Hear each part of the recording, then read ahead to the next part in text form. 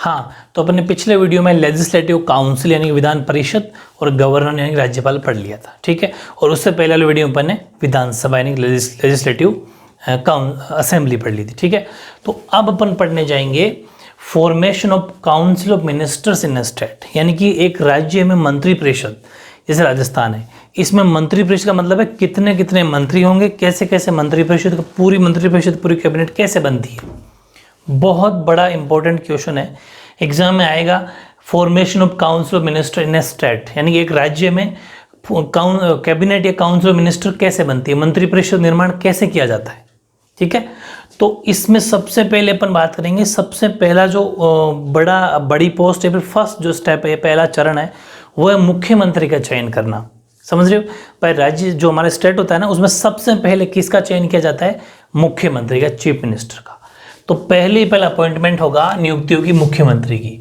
और मुख्यमंत्री की नियुक्ति कैसे होगी, वो परमिशन देगा अनुच्छेद 164 आर्टिकल 164 में कहा गया है कि राज्यपाल मुख्यमंत्री की नियुक्ति करेगा। कौन करेगा, राज्यपाल। फिर एक बात और बता दूं, हाँ, अभी तो अपन पढ़ रहे हैं पूरी मंत्री परिषद का निर्माण, यानी कि formation of council of minister, लेकिन एक नेक्स्ट क्वेश्चन जो अगला आएगा इसी आज ही के वीडियो में, वो आएगा चीफ मिनिस्टर, मुख्यमंत्री की नियुक्ति। इस एक वर्ड से पूरा क्वेश्चन आएगा, मुख्यमंत्री की पावर्स एंड फंक्शंस, यानी कि जो शक्तियां और कार्य मुख्यमंत्री के, चीफ मिनिस्टर के, वो क्वेश्चन आएगा जब आपको अलग से लिखना है, उसमें ये वाला पॉइंट भी लिखना है, प्लस 6-7 अलग उसकी जो पावर्स और शक्तियां होगी ना वो। लेकिन अभी ये क्वेश्चन आएगा council of minister in state, तब ये पॉइंट लिखने, इसको दिमाग में फिट कर लेना है ना। इसलिए आज के दोनों क्वेश्चन, मुख्यमंत्री यानी चीफ मिनिस्टर की पावर्स एंड फंक्शंस वो आएगा, और एक कैबिनेट यानी कि काउंसिल ऑफ मिनिस्टर की फॉर्मेशन यानी कि मंत्री निर्माण या गठन, ये दो क्वेश्चन अपन को आज तैयार करने हैं, बड़े बड़े क्वेश्चन, ठीक है। हाँ, तो 164 ये कहता है कि मुख्यमंत्री होगा, और फिर मुख्यमंत्री की एडवाइस से अन्य मंत्री नियुक्ति कौन करेगा, राज्यपाल। इसका मतलब सेम टू सेम वही है कि प्रधानमंत्री की सलाह से राष्ट्रपति, सेम टू सेम वैसा ही मुख्यमंत्री की सलाह से अन्य मंत्री, मतलब राज्यपाल भी नाम मात्र की पावर है, इसके पास भी ज़्यादा पावर नहीं है। तो in article 164 says that the governor will appoint the chief minister and then other ministers will be appointed on the advice of chief minister, ठीक है। चीफ मिनिस्टर की एडवाइस से बाकी मंत्री को सिलेक्ट कर लेंगे, नियुक्त कर लेंगे, अपॉइंट कर लेंगे, कौन, राज्यपाल, गवर्नर, ठीक है। एक तो सबसे पहले क्या करना है, मुख्यमंत्री बना दो, उसके बाद में क्या बनाओ, मंत्री को छांटो, पहले प्रोसेस सीखो। 2 नंबर पे क्या करेंगे, मंत्री को छांटेंगे, मतलब सिलेक्शन ऑफ मिनिस्टर, भाई किस किस को मंत्री बनाना है और कितना बनाना है।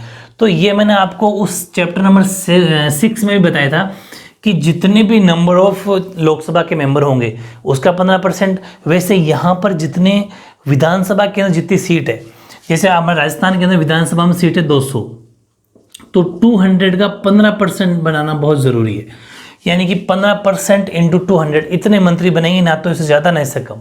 हाँ, एक आध ज़्यादा बन सकता है बट कम नहीं, ठीक है। तो इसका मतलब 30 मंत्री, 30 या 31 मंत्री अपन को बनाने हैं। तो हमारी विधानसभा के अंदर 30 या 31 मिनिस्टर अभी हैं। मेरी बात समझ में आ गई, यानी कि जितने भी विधानसभा सीट होगी उसका 15%, यानी the size of cabinet has been limited up to 15% of the number of legislative assembly, ठीक है, विधानसभा की, by the 91st amendment of constitution.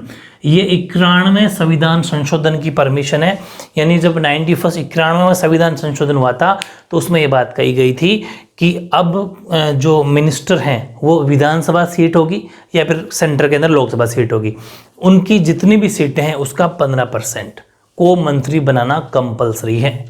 बात दिमाग में फिट है ना। अलग से क्वेश्चन आ सकता है कि जो मिनिस्टर है, सिलेक्शन ऑफ मिनिस्टर है या फिर मंत्रियों का जो चयन है वो कितने % पर किया जाता है, तो आप लिखेंगे जैसे कि राज्य के अंदर, स्टेट के अंदर विधानसभा सीट का 15% और सेंट्रल गवर्नमेंट के अंदर या फिर सेंटर के अंदर लोकसभा सीट का 15%। समझ पा रहे हो, ध्यान रखना। फिर है मंत्रियों की योग्यताएं, यानी क्वालिफिकेशंस ऑफ मिनिस्टर्स। तो बहुत ईजी है। सपोज ऐसा मानो कि जैसे राजस्थान के अंदर 200 सीट है ना, विधानसभा सीट 200 है, तो अब यहाँ पर मंत्री कौन बनेगा, जो पहले MLA बन के आएगा।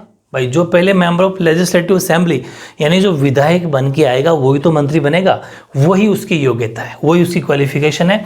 हाँ, अगर किसी स्टेट में 2 सदन है, 2 हाउस है, जो मैंने आपको फर्स्ट वीडियो में बता दिया, 2 हाउस का मतलब जिसमें विधानसभा और विधान परिषद, लेजिस्लेटिव असेंबली और लेजिस्लेटिव काउंसिल हो, तो फिर दोनों सदनों में से किसी एक से जीत के आए, दोनों में से किसी एक से जीत के आए, वो मंत्री बनेगा। यानी कि it is essential for all the ministers to be a number of any house of the legislature. समझ गए? यानी कि मंत्रिपरिषद के सभी सदस्यों के लिए आवश्यक है कि वे विधानमंडल के किसी भी सदन का सदस्य या मेंबर हो। ये minister to be member of, ठीक है, member of any house of the legislature, यानी किसी भी एक का मेंबर हो, सदस्य हो। बहुत बढ़िया। नंबर 4 है, अभी अपन पढ़ के रहे मंत्रिपरिषद बना रहे हैं अपन, ठीक है। पहले मुख्यमंत्री बना दिया, फिर मंत्री छांट लिए, फिर उनकी योग्यताएं क्वालिफिकेशन पढ़ ली कि ये जरूरत है। फिर है मंत्रियों का कार्य विभाजन। अब अपन क्या कर देंगे, चलो मंत्री बना दिए, उनकी योग्यता देख ली, क्वालिफिकेशन देख ली, अब उनको किस जने को, भाई किस मंत्री को कौन सा डिपार्टमेंट देना है, काम छांटेंगे। Distribution of work amongst ministers, मंत्रियों का कार्य विभाजन, तो राज्यपाल क्या करेंगे, मुख्यमंत्री से परामर्श लेंगे, उनके अनुसार मंत्रियों को काम दे देंगे। समझ गए? The governor distributes the portfolios to ministers on the advice of chief minister. ठीक है, बहुत ईजी है। फिर मंत्रियों द्वारा शपथ ग्रहण। अच्छा, ये बात समझ में आ गई ना, राज्यपाल उन्हीं को काम सौंपेंगे। कुल मिला के ये मान लो कि राज्यपाल सिर्फ सिग्नेचर करेंगे, मुख्यमंत्री जी पहले ही कह देंगे, एक पेज में लिख के भेज देंगे, ऐसे मान लो आप रफली कि इस जने को ये वाला डिपार्टमेंट देना है, राज्यपाल बस आंख बंद करके साइन कर देंगे। मेरी बात समझ में आ गई?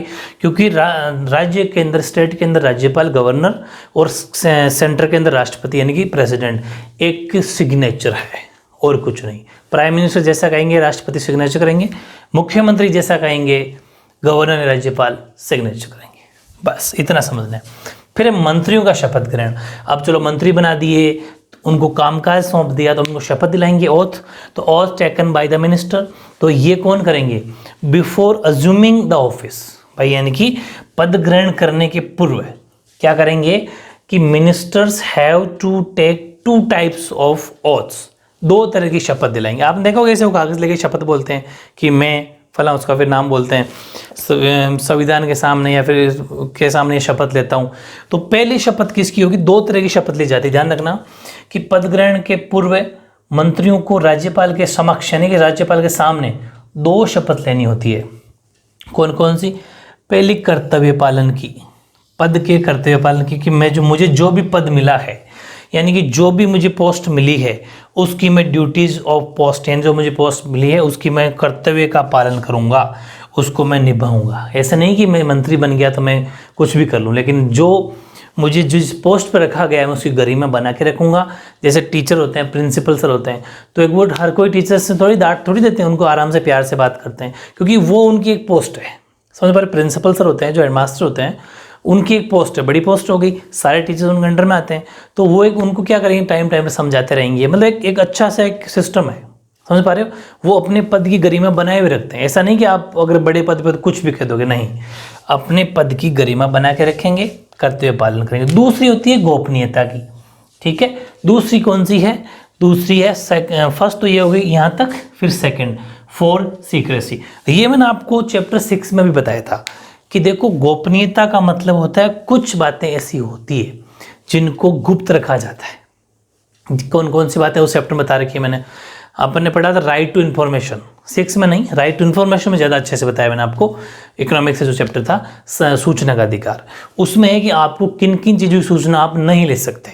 मैंने कराया था क्वेश्चन, वेरी गुड। जिसने पढ़ा अच्छी बात है, नहीं पढ़ा तो फिर वो देखते रहो। तो सूचना का अधिकार जो मैंने आपको पढ़ाया था उसके अंदर मैंने ये बात बताई थी कि आपको क्या किस किस की आप इन्फॉर्मेशन नहीं ले सकते, उसमें ये गोपनीयता भी है। गोपनीयता का मतलब होता है जैसे हमारे सुरक्षा से संबंधित कोई काम है, जैसे हमारे आर्मी से, मिलिट्री से कोई संबंधित कोई काम है, या फिर कोई ऐसा कानून बना रहेपन जो गुप्त है, उसकी बातें बाहर नहीं रखी जाती। वो मंत्रियों की बैठक होती है, उनके अंदर बताया जाता है, और वो अपने पास ही रखते हैं, किसी को सूचना नहीं देते, गोपनीय रखते हैं, छुपा के रखते हैं। समझ गए? ठीक है। जो हमारे देश के लिए हो, जो हमारी रक्षा के लिए हो, और जो हमारी आर्मी के लिए हो, ऐसे कुछ एक्स्ट्रा देश की प्लानिंग के लिए हो, जो बातें नहीं बताई जाती। फिर है मंत्रियों की श्रेणियाँ। राज्यों के अंदर भी 3 तरह के मंत्री होते हैं, वेरी इंपॉर्टेंट है, आपकी लाइफ में भी काम आएगा।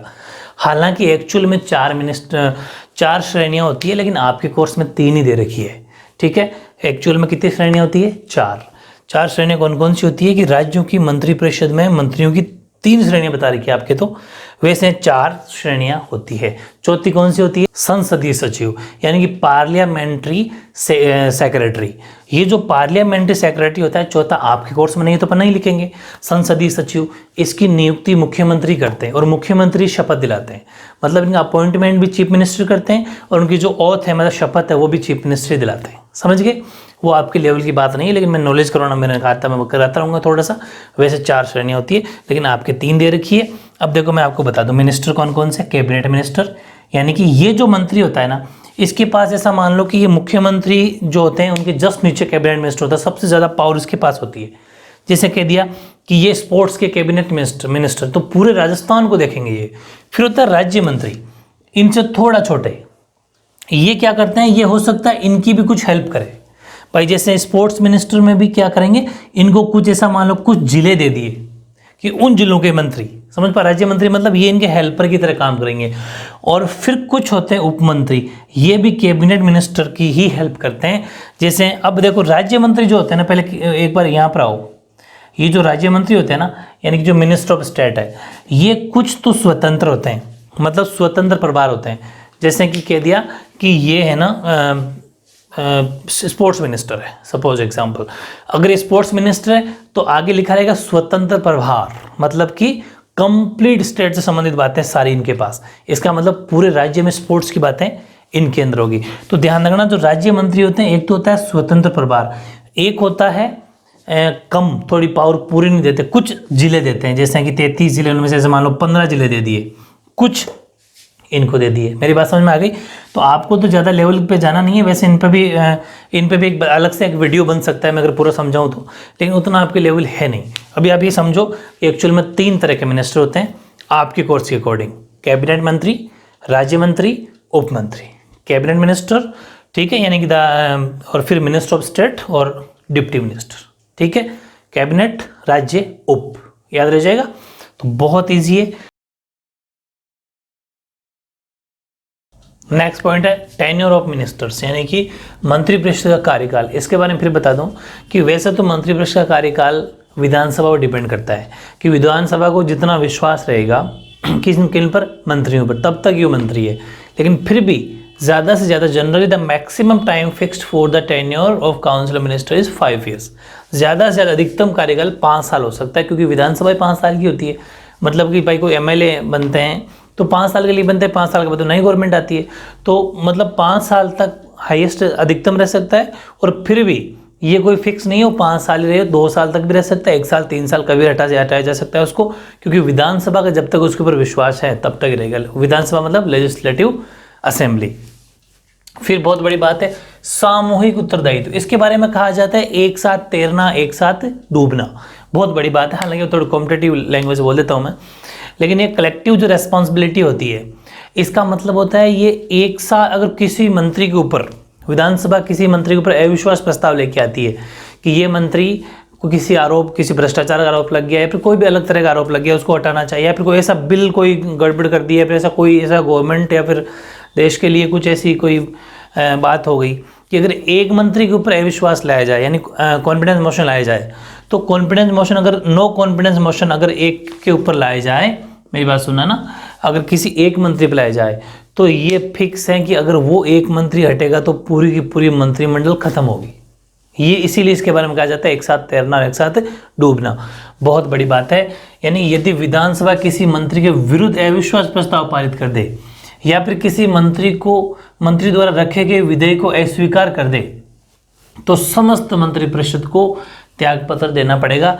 यानी या तो उसके अविश्वास प्रस्ताव का मतलब होता है कि उसको अब उस पर विश्वास नहीं रहा, ठीक है, तो अविश्वास प्रस्ताव पारित कर देगी। हाँ, अगर उसमें दम है मंत्री में तो वो विश्वास साबित कर दे, मतलब कि जितने भी उसके एमएलए उनके साथ विश्वास साबित करते विधानसभा के अंदर तो रह सकता है। तो अगर ये अविश्वास प्रस्ताव पारित कर देगी या फिर उसके द्वारा कोई विधेयक रखा गया है, ठीक है, और उसको अस्वीकार कर दे विधानसभा, तो समस्त मंत्रिपरिषद को त्याग पत्र देना होगा, मतलब पद से हटना पड़ेगा। इसका मतलब ये है कि मंत्रिपरिषद खत्म, यानी कि if legislative assembly passes no confidence motion against any minister या फिर reject any bill proposed by any minister, यानी कोई बिल वो लाए उसको भी अस्वीकार कर दे, तो the whole council of ministers has to resign in such a condition. ऐसी कंडीशन पूरी मिनिस्ट्री को, कैबिनेट को इस्तीफा देना पड़ता है। ये बहुत बड़ी बात है, ठीक है। एक बात है वेतन और भत्ते, इस पे ज़्यादा जाना नहीं है। 165 के अनुच्छेद याद कर लेना बस। 164 का जो पांचों पार्ट है, देखो इसमें 164 फर्स्ट, 164 सेकंड, 164 थर्ड, ऐसा है ना।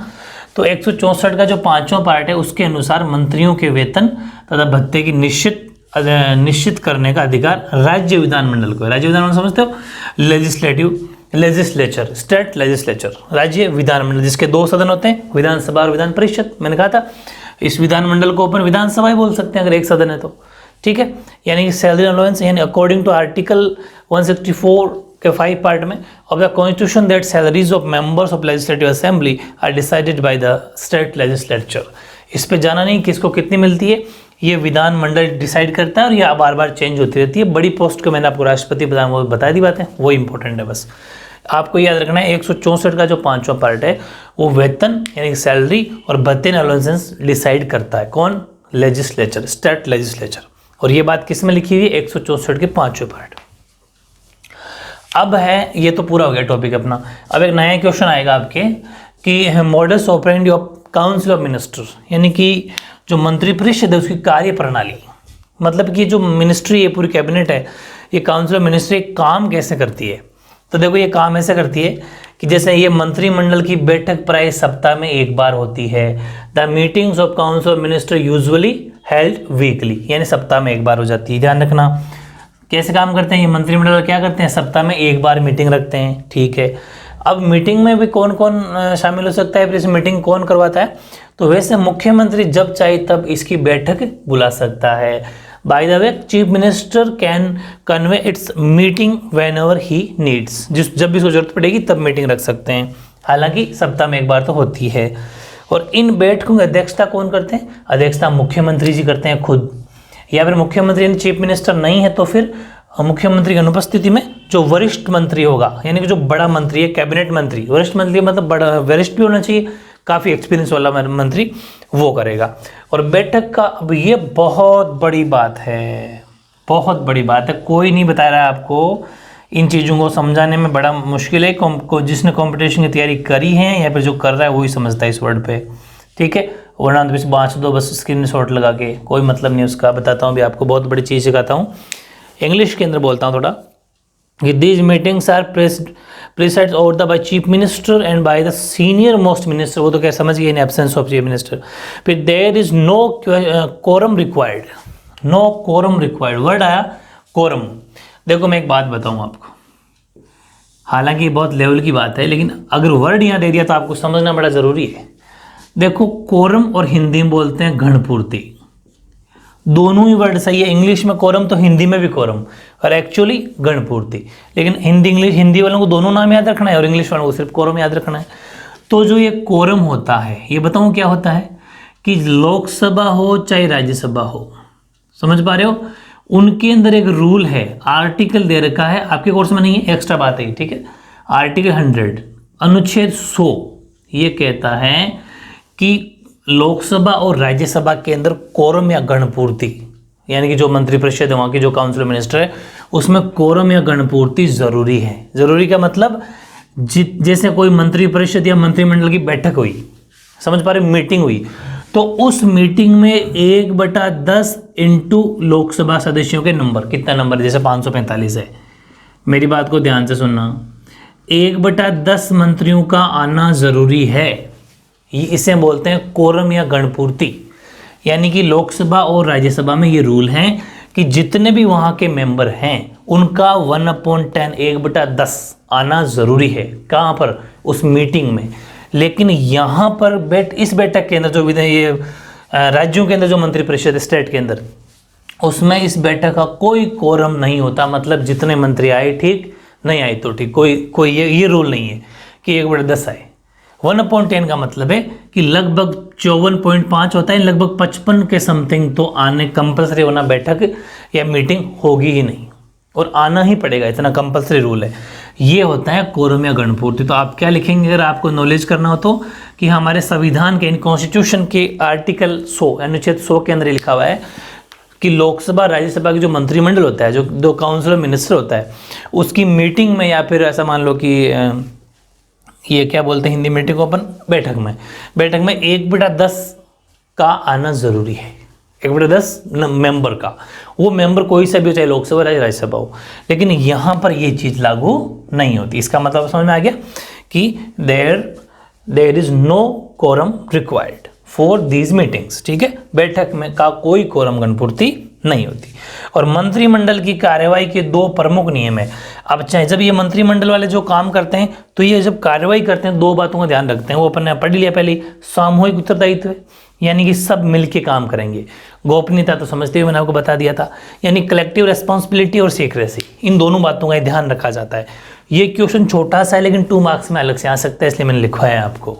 ठीक है ना, ये बहुत इंपॉर्टेंट बात है। और इस वर्ड को भी अलग से पूछा जा सकता है। कुछ बातें ऐसी होती है जो बुक में थोड़ी सी दी हुई होती है ना, लेकिन 1 मार्क्स में पूछ लेता है कि इसका अर्थ क्या है, मीनिंग। तो मीनिंग आप ही लिख सकते हो। ठीक है,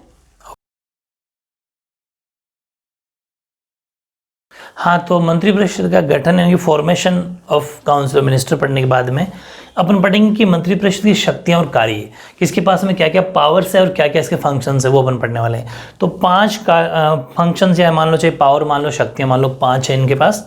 क्या? पहली शक्ति की शासन की नीति निर्धारित करना। ठीक है, यानी कि setting the rule of governance. इसका मतलब ये है कि जैसे कि गृह विभाग हो, चाहे शिक्षा विभाग हो, चाहे स्वास्थ्य विभाग हो, चाहे कृषि विभाग हो।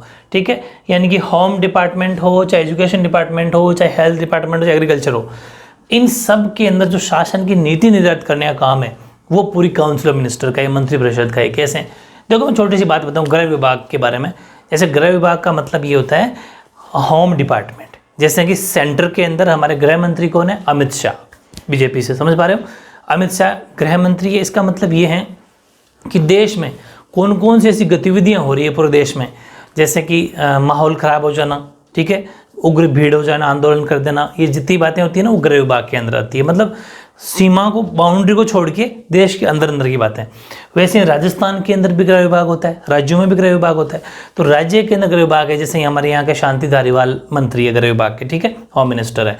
तो यहाँ पर जैसे कोई छोटी मोटी कहीं पर भी, कोई कॉलोनी में कहीं पर, या फिर कोई मूवमेंट हो गया, कोई आंदोलन कर रहे हो लोग, तो उनका सबका कंट्रोल करना वो गृह विभाग का काम है। ठीक है, जैसे पुलिस वगैरह, फिर आपको बताइए, पुलिस गृह विभाग को संभालती है, मतलब सिक्योरिटी के तौर पर। ठीक है, तो ये चीज़ें हैं। वो इन सब में नीति का निर्धारण कौन करता है? मंत्रिपरिषद करते हैं। मंत्री मिलके ही काम करते हैं, राज्यपाल पर सिग्नेचर कर देते हैं। ठीक है, सेकेंड है advice to governor regarding the appointment of higher post. हालांकि मैंने सेकंड पॉइंट को बिना हेडिंग लिख दिया एक साथ ही, ताकि बात एक अच्छा मिल जाए। इंग्लिश वालों को तो मैंने पॉइंट बनाया है कि उच्च पदों जैसे कि राज्य लोक सेवा आयोग के अध्यक्ष और सदस्यों तथा अन्य अधिकारियों की नियुक्ति के संबंध में राज्यपाल को परामर्श देती है मंत्रिपरिषद। हिंदी वालों को यही लिखना है, पॉइंट लगाने की जरूरत नहीं, क्योंकि वो रिपीट हो रहा है। फिर इसी में सब कुछ है, पॉइंट भी यही और आपका 2 नंबर की शक्ति भी यही। यानी कि like member of state public service commission and other high ranked official appointments are made by the governor on the advice of council minister. यानी कि जैसे मैंने आपको पहले ही पढ़ा था अपने कि जो आरपीएससी होती है, राजस्थान लोक सेवा आयोग, ठीक है, उसके जो अध्यक्ष होंगे या फिर और कोई बड़ी हायर पोस्ट पे जो ऑफिसर्स होते हैं, ऑफिशियल होंगे, उन सब ऑफिसर्स को या अधिकारियों की नियुक्ति राज्यपाल को परामर्श करेंगे, एडवाइस करेंगे मंत्रिपरिषद की, इनको आप बना दो, तब राज्यपाल सिग्नेचर कर देंगे। उन्हें राज्यपाल को थोड़ी ना पता होता है इन चीज़ों का। इन सब की पूरी बायोडाटा पूरा तैयार करके मंत्रिपरिषद देता है कि इन पदों पर इन बड़े बड़े ऑफिसर्स को रख देना चाहिए, तो राज्यपाल ऊपर सिग्नेचर कर देता है। समझ गए? तो ये भी एक पावर है। तीसरी, representation of governor in the legislature, यानी कि विधानमंडल में शासन का प्रतिनिधित्व है। तो मंत्रीगण विधानसभा और विधान परिषद में उपस्थित होते हैं और सदस्यों के प्रश्नों तथा आलोचनाओं का उत्तर भी देते हैं। समझ गए? The ministers answer the questions and criticism made by the members by remaining present and supporting government policies in the assembly. यानी कि चाहे विधानसभा हो विधानसभा, विधान परिषद हो विधान परिषद, यानी लेजिस्लेटिव काउंसिल हो चाहे लेजिस्लेटिव असेंबली हो, तो जिस भी राज्य में अगर एक ही है तो एक ही मान लो, वहाँ पर ये मंत्री प्रेजेंट होंगे और जो सामने मेंबर बैठे हैं, मेंबर का मतलब जैसे एमएलए वगैरह, उनके क्वेश्चंस लेंगे कि हाँ बोलो क्या प्रॉब्लम है, उनकी आलोचनाओं का उत्तर देंगे। भाई आपकी मतलब जैसे कोई मंत्रियों की सरकार की आलोचना हो रही है तो उनका भी उत्तर देंगे कि आप आलोचना क्यों कर रहे हो या फिर आपकी आलोचना क्यों हो रही है। समझ पा रहे हो, ये सब बातें, ये भी एक पावर है। चौथा है डिसाइडिंग लेजिस्लेशन बिल्डिंग प्रोग्राम, यानी कि कानून निर्माण का कार्यक्रम निश्चित करती है। कैसे कि अपन ने पहले बात किया था कि बजट पास करना है, बिल विधेयक पास करना, चाहे धन विधेयक हो चाहे मनी बिल हो, ठीक है, वो सब कब किस क्रम में प्रस्तुत करना है और कौन कौन से पास करने, सारी पावर मंत्रिपरिषद के हाथ में है। काउंसिल ऑफ मिनिस्टर तय करती है कि इस टाइम पर मनी बिल रखना है, इस फील्ड को इतना पैसा देना है, इस फील्ड को इतना पैसा देना है। यानी कि विधानमंडल में कौन कौन से विधेयक तथा किस क्रम में प्रस्तुत किए जाएंगे। भाई पहले धन विधेयक आएगा, कौन सा विधेयक पहले आएगा, किस क्रम में जाएंगे, इसका निर्णय मंत्रिपरिषद को ही करना होता है। यानी decides the type and order of the bill in which they are presented in the legislature, ठीक है। और सबसे बड़ी पावर है बजट तैयार करवाना, तो बजट तैयार भी यही करवाती है कौन, council of minister. Budget preparation कैसे हैं कि annual budget of the state is presented in assembly by the finance minister before the beginning of financial year. आपको पता है कि राज्य का वार्षिक बजट वित्तीय वर्ष के आरंभ होने से पूर्व वित्त मंत्री द्वारा विधानसभा में प्रस्तुत किया जाता है हर साल, ठीक है। वित्त मंत्री बजट को पास करता है हमारे हर विधानसभा के अंदर। तो ये बजट मंत्रिपरिषद के द्वारा निश्चित की गई नीति के आधार पर तैयार किया जाता है। मंत्रिपरिषद पूरे मंत्री जितने भी होंगे, जैसे 15% मंत्री होते हैं, तो 15% मंत्री मिलके ही बजट को तैयार करेंगे कि इस तरीके से हमको ये बजट प्रस्तुत करना है। बस उसको राज्यपाल महोदय पढ़ देंगे, बाँच देंगे, ठीक है। और मैं अभी बात करूं राजस्थान के वित्त मंत्री की फिलहाल, तो इस केस के अंदर ये एक बात बताऊं मैं आपको कि अशोक गहलोत जो हमारे मुख्यमंत्री हैं, उनके पास में वित्त विभाग है, मतलब वित्त मंत्रालय जो पूरा है, जो फाइनेंस डिपार्टमेंट है पूरा किसके पास है, हमारे अशोक गहलोत के पास में है। तो अशोक गहलोत ही एक तरीके से वित्त मंत्री हो गए, ठीक है, क्योंकि इनमें यहाँ पर अलग सिस्टम है। जैसे हमारे सेंटर में अरुण जेटली वगैरह वित्त मंत्री, लेकिन यहाँ ऐसा सिस्टम नहीं है। यहाँ पर क्या हो जाएगा, वित्त मंत्रालय जिसके पास है वही उसका मंत्री हो जाएगा। तो अशोक गहलोत के पास में वित्त मंत्रालय। चलो नॉलेज की बात थी। फिर एक क्वेश्चन मैंने लिखा, लास्ट में नोट लिखा है कि संविधान के अनुच्छेद 163 में मंत्रिपरिषद का कार्य राज्यपाल को सहायता और परामर्श देना ही बतलाया गया। हालांकि ये एक्स्ट्रा है ना, कि हालांकि ये बात लिखी हुई है कि संविधान को जो आर्टिकल 163 है, मैंने आपको जानबूझ के लिखी है, 1 मार्क्स में क्वेश्चन आ सकता है 163 में क्या लिखा हुआ है। तो 163 में ये लिखा हुआ है कि मंत्रिपरिषद का जो कार्य होता है ना एक्चुअल में, वो राज्य को सहायता और परामर्श देना ही है। लेकिन ऐसा बिल्कुल भी नहीं है, ये इसका उल्टा है। मतलब इतनी सारी पावर है, ये सिर्फ एक कहने की बात है। कॉन्स्टिट्यूशन में इतना सा लिखा हुआ है, ये भी जरूर ध्यान रखना। बहुत सारी बातें ऐसी है जो प्रैक्टिकली कुछ अलग है, कॉन्स्टिट्यूशन में कुछ अलग लिखी हुई है। जैसे राज्यपाल को बहुत बड़ा माना गया, लेकिन आपको पता है राज्यपाल सिर्फ सिग्नेचर है।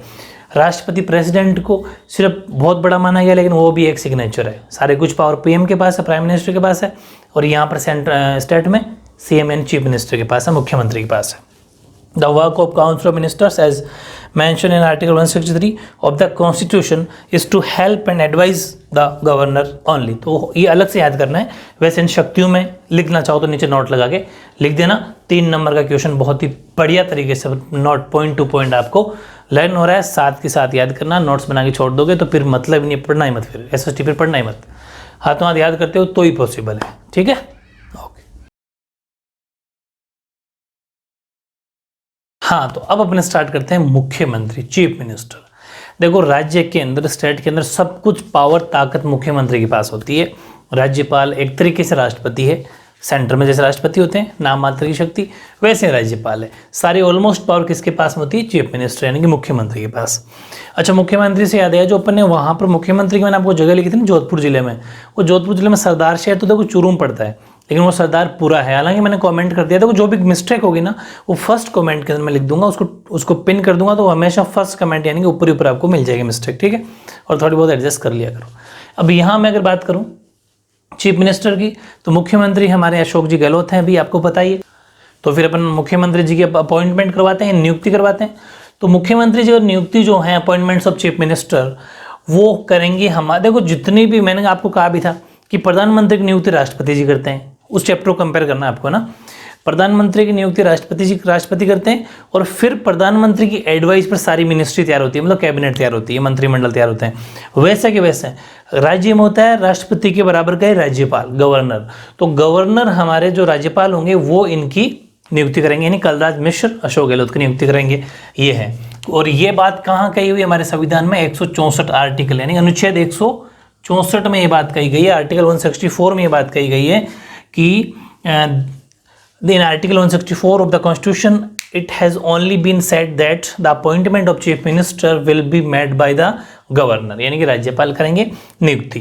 ये ध्यान रखना, कहा गया है कि नियुक्ति राज्यपाल करेंगे। दूसरी बात, अब मेन बड़ी बात ये देखो, लोकसभा के अंदर, यह समझा रहा हूं मैं, लोकसभा के अंदर प्रधानमंत्री सदन का नेता होता था, ठीक है, जो पूरे बहुमत के साथ आता था, बहुमत का नेता होता था, मेजोरिटी, फुल मेजोरिटी के साथ होता था, ठीक है।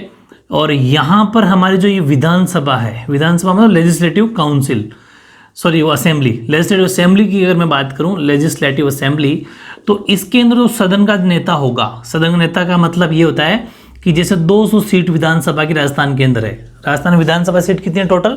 200। इन 200 में से आपको पता है, इस बार की बात बताता हूँ कि इस बार जैसे कांग्रेस और बीजेपी दो पार्टियां थी, ठीक है, कांग्रेस बीजेपी।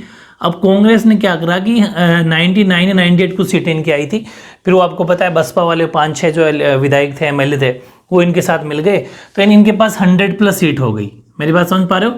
100+ सीट होने का मतलब है आधी से ज़्यादा होगी, 200 के आधी से ज़्यादा, तो इनके पास मेजोरिटी आ गई। कांग्रेस के पास क्या आ गई? मेजोरिटी आ गई, बहुमत आ गया। तो कांग्रेस के पास जब बहुमत आ गया, तो बहुमत आने का मतलब सरकार कांग्रेस की बनेगी, तो कांग्रेस की सरकार बन गई। और फिर उस बहुमत के नेता के रूप में इनको बहुमत दल का नेता, यानी दल, दो दल का मतलब होता है पार्टी, तो कांग्रेस पार्टी बहुमत में आ गई और मुख्यमंत्री अशोक गहलोत बन गए। अब हुआ क्या, ये भी मुख्यमंत्री बनते कैसे हैं आपको पता है कि जितने, जैसे कांग्रेस के सपोज ऐसा मान लेते हैं अपन 101 एमएलए, मान के चल रहा हूँ 101 एमएलए, क्योंकि 101 वाले मेजोरिटी होती है, बहुमत होता है। 101 एमएलए ये हाँ कर दे कि हम मुख्यमंत्री अशोक गहलोत को मुख्यमंत्री के रूप में देखना चाहते हैं, मतलब हम इनको मुख्यमंत्री बनाना चाहते हैं, तो फिर मुख्यमंत्री बन जाएंगे और वो कहलाए जाएंगे इसके सदन के बहुमत दल के नेता, बहुमत दल के नेता, ठीक है। यानी कि the leader of the party having majority in the assembly in only appointed and chief minister bye the governor. और फिर उनको राज्यपाल क्या कर देंगे? विधानसभा में बहुमत दल का जो नेता होगा उसको मुख्यमंत्री के पद पर नियुक्ति दिला देंगे राज्यपाल, गवर्नर, ठीक है। अब जैसे इनको क्या करना होता है कि जैसे विधानसभा के अंदर सबने हाँ कर दिया कि ठीक है अशोक गहलोत मुख्यमंत्री बनने चाहिए, ये बात मतलब इनकी हो गई, क्योंकि वो पहले प्री डिसाइड भी होता है बहुत बार। जैसे इलेक्शन होते हैं ना, तो इलेक्शन से पहले भी कह दिया जाता है कि बीजेपी से, अगर बीजेपी सत्ता में आई तो हम, ये हमारा मुख्यमंत्री होगा, या कांग्रेस सत्ता में आई तो हमारी ये मुख्यमंत्री होगा, ठीक है, वो आपने देखा होगा इलेक्शन से पहले। वैसे ही वह तो पहले बोल देते हैं या फिर उसके बाद में बोला जा सकता है।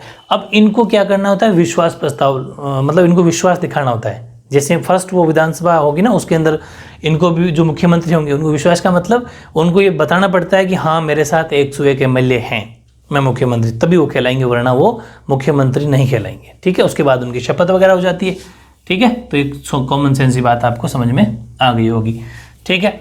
चलो, ये मुख्यमंत्री की नियुक्ति होगी 164 के अंदर, अनुच्छेद के अंदर। अब मुख्यमंत्री के पास क्या क्या पावर है? एक्चुअल पावर तो मुख्यमंत्री के पास ही होती है, सारी powers and function of the chief minister, सारी पावर इसी के पास है वैसे तो, फिर भी अपन देख लेते हैं। पहली बात, मंत्रिपरिषद का निर्माण, अभी अपन ने पढ़ा मंत्रिपरिषद, पूरी काउंसिल मिनिस्टर समझ ली, पूरे मंत्रियों का डिसीजन किसको कौन सा मंत्री बनाना है, सारा चीफ मिनिस्टर के हाथ में है, ठीक है। यानी कि मुख्यमंत्री मंत्रियों का चयन कर सूची भेज देते हैं राज्यपाल को, और राज्यपाल उसको स्वीकार कर लेते हैं। राज्यपाल तो मैंने कहा था ना, बस नाम मात्र की पावर, सिग्नेचर है। यानी कि forming council of minister after selecting the minister comma chief minister gives the list to governor comma which is accepted by him. यानी कि जैसे मुख्यमंत्री को ये पता चल गया कि ये लोग जो हैं वो वाकई मंत्री के लायक है, उनकी लिस्ट बना देंगे, पूरी सूची बना के गवर्नर राज्यपाल को भेज देंगे, राज्यपाल उनको यस कर देगा, यानी कि उसको मोहर लगा देंगे। दूसरी, मंत्रियों में कार्य का बंटवारा और परिवर्तन, यानी कि division of work amongst the minister. ये भी होता है कि कौन से मिनिस्टर को किसका मंत्री बनाना है, किसका मतलब किस क्षेत्र का, जैसे कि कोई स्पोर्ट्स मिनिस्टर है, कोई आपका फाइनेंस मिनिस्टर है, कोई अपना एजुकेशन मिनिस्टर, ये सब में अलग अलग शिक्षा मंत्री हैं, सब कोई परिवहन मंत्री, पीडब्ल्यूडी वाले, इनमें अलग अलग मंत्री बनाते हैं। तो ये मुख्यमंत्री के पास में पावर है कि किसको कौन सा मैं मंत्री बनाऊं, ठीक है। और दूसरी बात, ये तो हो गया कार्य का बंटवारा कि फलाने को ये मंत्री बना देते हैं। फिर है परिवर्तन, ये बड़ी पावर है कि मुख्यमंत्री चाहे ना तो परिवर्तन भी कर सकता है। कैसे कि ये राज्य मुख्यमंत्री जब चाहे तब मंत्रियों के विभागों तथा उसकी स्थिति में परिवर्तन कर सकता है। सपोज मैं एक बात बताता हूँ कि जैसे मुख्यमंत्री जी ने किसी को चिकित्सा मंत्री बनाया, ठीक है, यानी मेडिकल का मिनिस्टर बनाया, चिकित्सा मंत्री अगर किसी को बना दिया, ठीक है, और चिकित्सा मंत्री बनाने के बाद में इनको ऐसा लगा कि नहीं ये इसमें प्रॉपर तरीके से काम नहीं कर रहे, या फिर ऐसा मान लो किसी को एजुकेशन मिनिस्टर बनाया यानी कि शिक्षा मंत्री बनाया, और ये हो गया कि ये सही तरीके से मंत्री महोदय कुछ शिकायतें आ रही है, जो भी वाटेवर कुछ प्रॉब्लम्स हो सकती है, तो मुख्यमंत्री क्या करेंगे, इनको परिवर्तन कर देंगे। क्या कर देंगे कि जो शिक्षा मंत्री है उसको चिकित्सा मंत्री बना देंगे, जो चिकित्सा मंत्री शिक्षा, मतलब वो चाहे तो बना सकते हैं। मतलब ये उनके पास पावर है कि वो जब चाहे मंत्रियों के विभागों तथा उनकी स्थिति में परिवर्तन कर सकते हैं। मेरी बात समझ में आ गई? ओके। यानी कि पूरा मैं फर्स्ट पॉइंट बोलूं तो मुख्यमंत्री मंत्रिपरिषद के अपने सहयोगियों के बीच विभाग को बंटवारा करते हैं, यानी जो चाहे वो करते हैं, और जब चाहे वो परिवर्तन कर सकते हैं, ठीक है। यानी chief minister locates the portfolios to his colleagues, और चीफ मिनिस्टर चेंजेस, देखो यहाँ पर आपको समझ में आ गया, portfolio allocate the portfolios to his colleagues का मतलब अपने सहयोगी, पोर्टफोलियो का मतलब होता है विभाग, या फिर आप इसको विभाग बोल सकते हो हिंदी, वैसे हिंदी इंग्लिश को साथ में कंपेयर करोगे तो आपको सब चीज़ समझ में आती रहेगी, ये थोड़ा इजी पड़ता है। फिर है मुख्यमंत्री जब चाहे मंत्री, ये आपने पढ़ लिया कि chief minister change the departments, इसको आप डिपार्टमेंट्स बोल सकते हो, departments and the levels of minister when ever it is required, जब उनको जरूरत पड़ेगी वो उनको बदल सकते हैं। तीसरी ताकत क्या है, मंत्रिमंडल का कार्य संचालन, बिल्कुल सही है। वर्किंग ऑफ कैबिनेट, कैबिनेट तैयार कर ली, उसका संचालन यानी एक तरीके से डायरेक्टर है एक तरीके से। पूरे मंत्रिमंडल के हेड कौन है? मुख्यमंत्री। वो बार बार उनको चेक करते रहेंगे, मंत्रियों को सलाह देते रहेंगे, एडवाइस करते रहेंगे, यानी मुख्यमंत्री ही मंत्रिमंडल की बैठकें बुलाता है तथा उनकी अध्यक्षता करता है। यानी the chief minister himself convenes the meeting of cabinet and presides over them. समझ पा रहे हो भाई? जैसे कह दिया कि चलो आज अपन मुख्यमंत्री क्या करेंगे, मंत्रिमंडल की बैठक बुला लेंगे। बैठक का मतलब होता है जैसे कोई भी कभी मीटिंग बना ली और उस मीटिंग में ये कहेंगे कि भाई किस किस क्षेत्र में कैसा कैसा काम चल रहा है, उनसे अध्यक्षता करेंगे, लीडर वही रहेंगे, और उनसे पूछेंगे कि आप कैसा काम कर रहे हो। कहीं से शिकायत आएगी तो उनको एडवाइस करेंगे, नहीं ये इसके लिए ये करो ये करो। समझ पा रहे हो? तो वो मीटिंग बार बार करना, ये सब कुछ पावर इन्हीं के पास है। और बैठक के लिए एजेंडा या कार्यसूची मुख्यमंत्री द्वारा तैयार की जाती है, यानी कि जैसे कब बैठक रखनी है, कब मीटिंग रखनी है, इसके लिए एजेंडा या कार्यसूची बोलते हैं हिंदी में, दोनों नाम सही है, एजेंडा बोल सकते हो हिंदी वाले और कार्यसूची बोल सकते हो। वो पूरा मतलब इसका ये होता है कि इस दिन मीटिंग रखेंगे, उस मीटिंग में क्या क्या बातें होगी, कि आज मीटिंग अगर मुख्यमंत्री ले रहे हैं तो उसके अंदर बात होगी, सपोज 5 तरह के मंत्री को बुला लिया, शिक्षा मंत्री इनको बुला लिया मंत्रिमंडल से ना, और फिर उसी मुद्दे पर बात होगी कि जैसे अभी कोरोना चल रहा था ना, तो कोरोना के अंदर क्या होगी, मंत्रिमंडल की बैठक होगी, उसमें बेसिकली किस पर ज़्यादा बात की जाएगी, इस डिजीज़ पे, यानी कि एक तरीके से शिक्षा मंत्री को ज़्यादा बात की जाएगी कि अपन को ये सुधार करना चाहिए, और मंत्रिमंडल से भी एडवाइस लेते रहते हैं। तो ये बहुत बड़ी बात है, ठीक है। ऐसी 3 पावर अपन ने पढ़ ली, और भी अपन 3-4 पावर और पढ़ते हैं इनकी। ऐसे नेक्स्ट पावर या नेक्स्ट शक्ति है शासन के विभिन्न विभागों में समन्वय, यानी कि कोऑर्डिनेशन अमंग्स डिफरेंट डिपार्टमेंट्स इन गवर्नर। देखो जैसे मुख्यमंत्री ने मंत्री बना दिए, ठीक है, लेकिन उन मंत्रियों के बीच में कोई विवाद हो जाए, कोई डिस्प्यूट हो जाए, कोई छोटी सी किसी बात को लेके, तो फिर मुख्यमंत्री क्या करते हैं कि उनको बिठा के या फिर जैसे मीटिंग वगैरह रख के उनके बीच का जो गड़बड़ जो भी होती है उनके बीच में उनको मिटा देते हैं, यानी कि उसको समन्वय करवाते हैं आपस में। यानी यदि मंत्रिपरिषद के 2 या 2 से अधिक मंत्री अगर आपस में किसी प्रकार के मतभेद उत्पन्न हो जाए तो उनके द्वारा इन मतभेदों को दूर कर, उनके द्वारा का मतलब यहाँ पर क्या है, मुख्यमंत्री के द्वारा, ठीक है, मुख्यमंत्री द्वारा इन मतभेदों को दूर कर आपस में सामंजस्य, मतलब कि वापस प्यार प्रेम स्थापित किया जाता है। यानी कि if there is any difference of opinion between 2 और more numbers of the council of ministers then it is resolve, यानी कि वापस से ठीक कर देना एज सुन एज पॉसिबल, जैसा भी संभव हो, by removing the mutual differences, ठीक है। कितना इजी है, साथ के साथ समझ में भी आ रहे हैं, साथ के साथ नोट्स भी बन रहे हैं। इतना परफेक्ट तरीका दोनों लैंग्वेज में आपको कहीं नहीं मिलेगा। लोगों ने स्क्रीन चला ली और स्क्रीन प्ले कर दी, बस स्क्रीन प्ले करने से आपको कुछ भी समझ में नहीं आएगा, पूरी बुक आपके सामने, उसका क्या मतलब। फिर नोट्स बना के आपको जो मिल रहे हैं वो एग्जैक्टली आपको एग्जाम के अंदर लिख के आना है। ठीक है। पांचवा, link between the council of ministers and governor. बहुत बड़ी बात है ये, मतलब मंत्रिपरिषद और राज्यपाल के बीच में संबंध स्थापित करते हैं कौन, मुख्यमंत्री। जैसे मंत्रिपरिषद है और ऊपर कौन है, राज्यपाल, इनके बीच में आपस में कोऑर्डिनेशन यानी कि संबंध स्थापित करना। कैसे, कि मुख्यमंत्री मंत्रिमंडल के जो निर्णय होंगे, मंत्रिमंडल का मतलब पूरी कैबिनेट, जितने मिनिस्टर होंगे सारे मंत्रियों का मंडल मंत्रिमंडल कहलाता है, वो जो भी निर्णय देंगे उनकी सूचना राज्यपाल को देता है कौन, मुख्यमंत्री, और फिर राज्यपाल के विचार मंत्रिमंडल तक पहुंच जाता है। फिर वापस जैसे वहाँ उनके मंत्रिमंडल ने कोई सुझाव दिया, कोई डिसीजन लिया, तो मंत्रिमंडल मतलब कैबिनेट ने कोई डिसीजन लिया तो उसकी इंफॉर्मेशन यानी सूचना राज्यपाल को दी, किसने, मुख्यमंत्री ने। फिर राज्यपाल ने क्या कहा, वो वापस राज्यपाल के विचार का मतलब राज्यपाल ने उनकी सूचना पर क्या कहा, वो वापस मंत्रिमंडल तक पहुंचाते हैं। ये सारा काम कौन करते हैं, मुख्यमंत्री। यानी कि chief minister informs governor about the decision taken in the cabinet and convey governor's opinion to the council of minister. इसमें यह है कि अगर मुख्यमंत्री जी नहीं हो इस टाइम पर तो इनके जो भी सीनियर जो इनके सचिव वगैरह जो होते हैं ना वो भी इसे काम कर सकते हैं। ठीक है। अरे या फिर किसी में उप मुख्यमंत्री हो, वाइस चीफ मिनिस्टर हो, डिप्टी चीफ जिसे बोलते हैं सॉरी डिप्टी चीफ मिनिस्टर हो जिस स्टेट में, तो वो भी इनकी जगह काम कर सकता है। ठीक है। फिर है लीडर ऑफ लेजिस्लेटिव असेंबली, यानी कि आपको पता है कि विधानसभा के नेता होते हैं, जैसे प्रधानमंत्री लोकसभा के नेता, समझ पा रहे हो, वैसे ही मुख्यमंत्री विधानसभा के नेता, चीफ मिनिस्टर विधानसभा का मतलब लेजिस्लेटिव असेंबली के लीडर होते हैं। तो अब ये लीडर होने का क्या फायदा, जैसे प्रधानमंत्री जी जो प्राइम मिनिस्टर है हमारे, वो लोकसभा के अंदर लीडर होते हैं वहाँ के, तो वो जो भी कोई कानून बनता है, ऑलमोस्ट कानून है ना, कानून मतलब जो भी डिसीजन लिया जाएगा, कोई बिल पास किया जाएगा, जैसे अभी कृषि बिल ताज़ा हुई है अभी, तो कृषि बिल जो एग्रीकल्चर बिल जो अभी पास हुआ था सेंट्रल गवर्नमेंट वहाँ पर लोकसभा राज्यसभा दोनों पास कर दिया, तो उसमें सारी की सारी भूमिका मतलब सारा माइंड अगर बात करें ना तो प्राइम मिनिस्टर का ही था। वैसे ही यहाँ पर स्टेट के अंदर विधानसभा में मुख्यमंत्री जी का होता है ऑलमोस्ट पूरा दिमाग, लगभग समझ पा रहे हो, वो जैसा कहेंगे वैसा हो जाएगा। जैसे राजस्थान के अंदर वो बिल जो कृषि बिल सेंट्रल गवर्नमेंट ने वहाँ पास कर दिया, राजस्थान में अभी तक पास नहीं हुआ, तो ये पूरी किसकी सोच है, मुख्यमंत्री जी अशोक गहलोत की मतलब सोच है। वो चाहें तो बिल पास हो सकता है वरना नहीं भी, क्योंकि उनके हाथ में ये, यानी कि विधानसभा के नेता के रूप में मुख्यमंत्री को बहुत कुछ सीमा का मतलब है लगभग इन्हीं के हाथ में है। कानून निर्माण कार्य तथा उसकी इच्छा अनुसार ही संपन्न होता है, यानी कि कानून निर्माण जो कार्य है वो इनकी इच्छा से कंप्लीट होता है, कोई भी कानून बनाना हो, समझ पा रहे हो। जैसे मैं एक छोटी सी बात बताऊं कि जैसे अभी कोई कानून बन जाए कि कोरोना के अंदर जो मास्क नहीं लगाएगा उसका चालान होगा, तो एक छोटा सा अगर एक कानून बन जाए तो ये मुख्यमंत्री की इच्छा अनुसार ही कंप्लीट होगा, समझ में आ गया आपके। वैसे ही विधानसभा के नेता के रूप में राज्यपाल को विधानसभा भंग करने का परामर्श भी दे सकता है।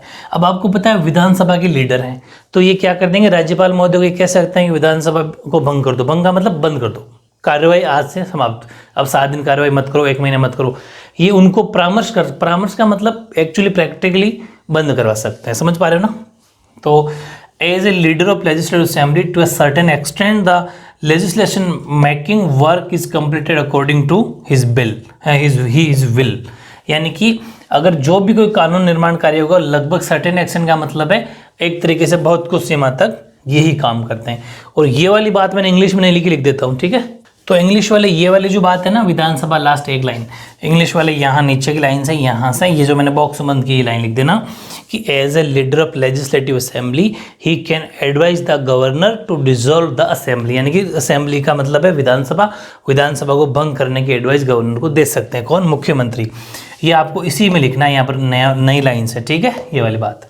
फिर मैंने लास्ट में नोट लिखा है और ये नोट बहुत इंपॉर्टेंट है।